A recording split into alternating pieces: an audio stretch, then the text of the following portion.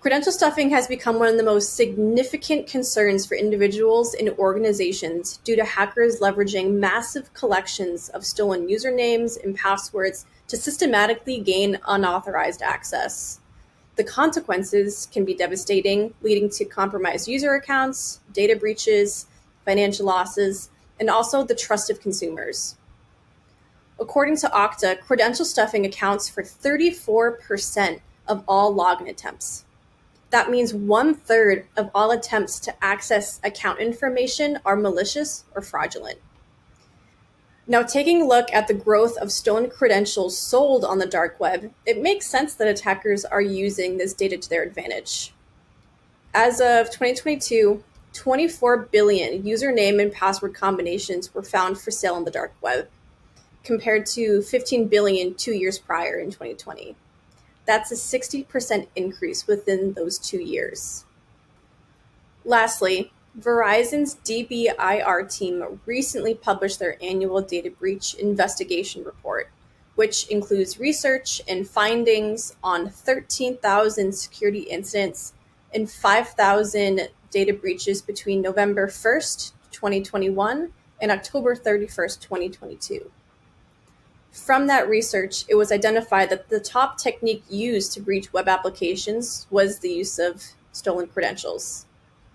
What's being seen in the wild is a credential crisis.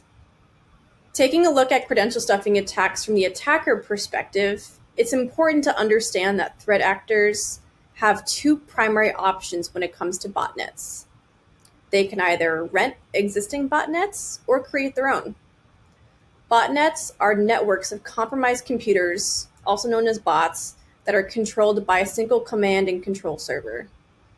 One notorious example of a botnet is the Mirai botnet. It gained significant action between the time of 2016 when it infected over 400,000 devices worldwide. These infected devices or member bots were utilized by hackers to carry out various malicious activities. So let's go ahead and explore the role of how bots act in modern attacks. First, we have bot reconnaissance. Bots are often used to gather information about potential targets, scanning networks and identifying vulnerabilities in applications and APIs. Once the vulnerabilities are identified, hackers leverage bots to launch low and slow targeted attacks. These attacks exploit the weaknesses found during reconnaissance, enabling the attackers to gain unauthorized access or control over sensitive systems. In addition to targeted attacks, botnets are also used for large volumetric attacks. These involve overwhelming a target system with a massive amount of traffic, such as DDoS or denial of service, or hackers can utilize botnets for account takeover, where they hijack a user account or can even abuse APIs by manipulating and misusing their functionality. Finally, we have bot diversion. In this tactic, threat actors employ bots to divert the attention of security systems or analysts by generating a large amount of noise or decoy activity. This diversionary tactic aims to hide the real attack and make it harder for defenders to detect and respond in a timely manner. Now, taking a look at credential stuffing attacks from the security analyst perspective, one of the main challenges that security operations centers, SOCs, and threat hunting teams run into is trying to determine what's noise versus an attack when looking at millions or even billions of requests in their logs. While you can use automation to detect anomalies or malformed traffic, accounting for all modifications to headers and body content isn't ideal. When security analysts are hunting for outliers in HTTP traffic, there are a few characteristics they should look out for. First is user agents. While attackers can easily rotate user agents, most benign or popular scanner bots will customize their user agents to a specific string to provide some sort of identification in the host. Second is TLS fingerprints. They can offer insight into what low-level libraries are being used on both client and server side, supplying a more complex picture of the real attacker behind requests being made.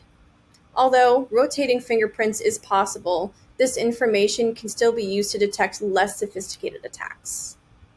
Third, Targeted URIs. This is where knowledge of the application or host that the request is trying to reach can come in handy. For example, a request is trying to log in against a WordPress's login endpoint, but the target application doesn't use either. This isn't normal user behavior, so you could be a bit more suspicious about the IP where the traffic is coming from. Next, arguments and body content. This knowledge is key to detecting what should be allowed against an application you're trying to protect.